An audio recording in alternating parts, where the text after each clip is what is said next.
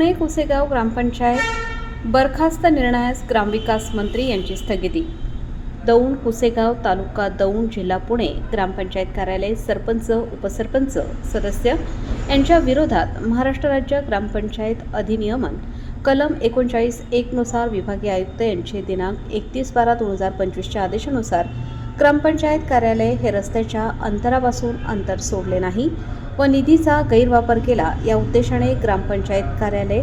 कार्यकारिणी बरखास्त केली होती। सरपंच उपसरपंच सदस्य यांनी नामदार श्री ग्रामविकास मंत्री जयकुमार गोरे, ग्रामविकास पंचायत राज महाराष्ट्र राज्य शासन यांच्याकडे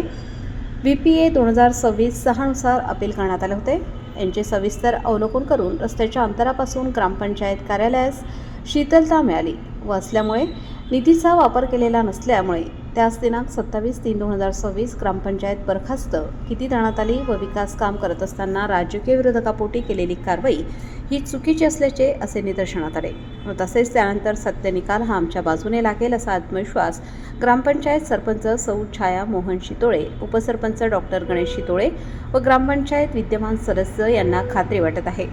व याबाबत दिवंगत राज्याचे उपमुख्यमंत्री माननीय अजितदादा पवार साहेब यांनी या कार्याच्या रस्त्याच्या अंमलबजावणीपासून शिथिलता मिळावी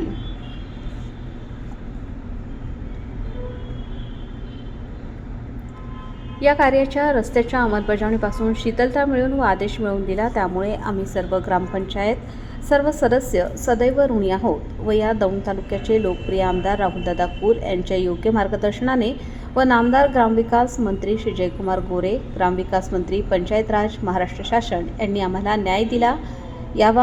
याबद्दल कुसेगाव ग्रामस्थांनी व ग्रामपंचायतच्या वतीने त्यांचे आभार व्यक्त केले। कुसेगावचे उद्योगपती श्री मोहनदादा शितोळे व डॉक्टर अमोल शितोळे, उपसरपंच कुसेगाव व ग्रामपंचायत सर्व सदस्यांनी स्थगितीबाबत महाराष्ट्र शासन ग्रामविकास मंत्री यांच्याकडे पाठपुरावा केला। वृत्तसंकलन प्रमोद शितोळे, दौंड।